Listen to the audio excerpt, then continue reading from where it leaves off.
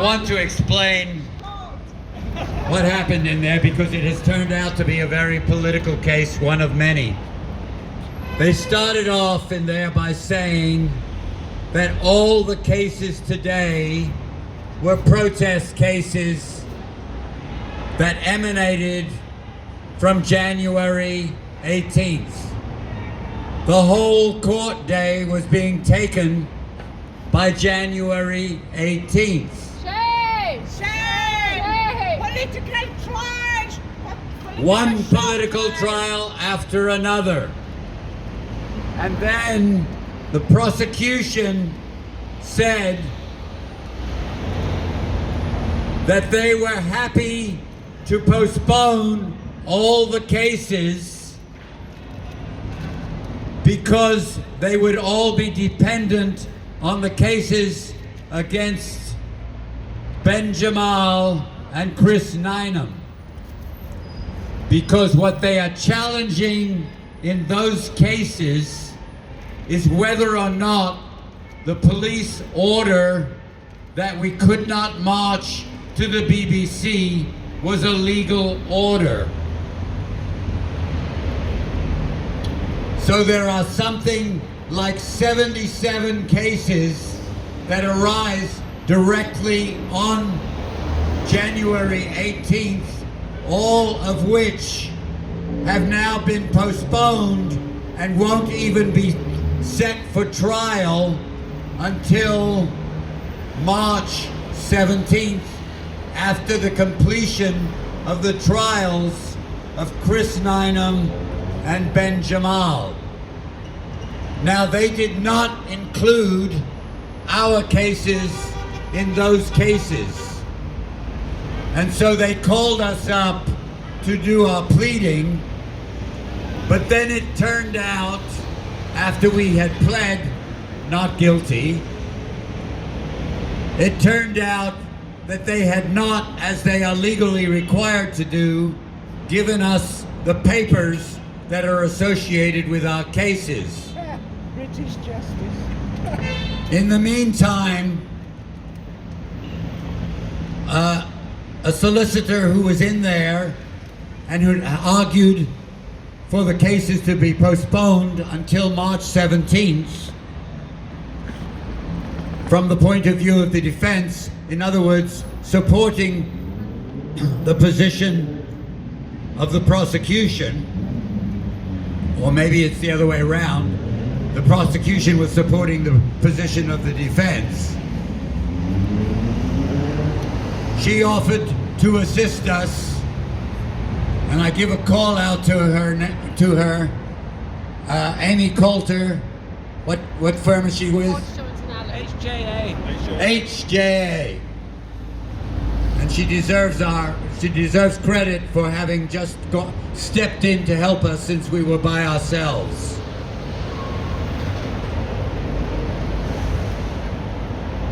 And she and the prosecution, she understood what we were saying, that our cases should be part of the other cases, because what they are accusing of us of is having incited people to march to the BBC. Actually, I don't think they accuse us of marching, of incitement to the march, but accusing us of telling people to assemble at the BBC.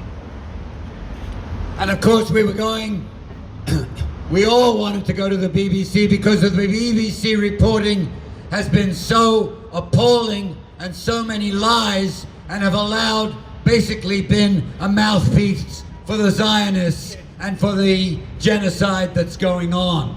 They have been a mouthpiece for it, and that's why we were attacking the BBC. When the prosecution finally, probably 45 minutes later, brought the papers, they were, apart from anything else, incomplete. But one of the things that you could see in the papers is that the video footage which they have been using for this case actually came from the Zionists, and that they had consulted with the Zionists to get it. Shame!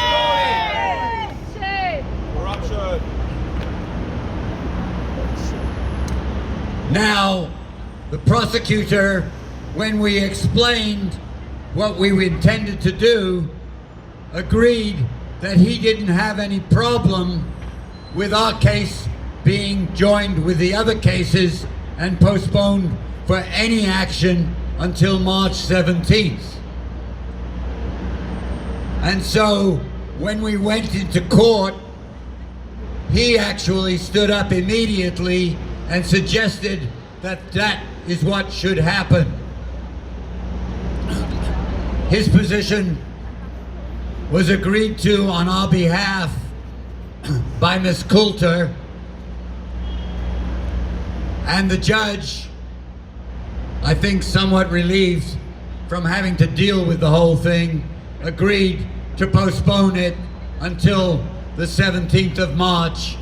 So nothing is going to happen, no trial planning, no nothing, until after those cases, when we believe by then it will be clear that the police order was illegal. And I want to say something about this. It's not the complete case for why it was illegal, but it is part of it, which is that Liberty put in a challenge to the definition of serious offense. Serious disruption. And that challenge has been upheld by the courts, that the government put in a definition, a new definition of serious disruption after the legislation had been passed, and it was a definition which the Lords had thrown out and which the government did not challenge at the time that it came back to the Commons. And yet the government tried to implement it unilaterally despite losing in the Lords and not challenging it in the Commons. And so the courts decided their definition of serious disruption was illegal. And so a whole series of cases depend on that challenge and the fact that we have won there.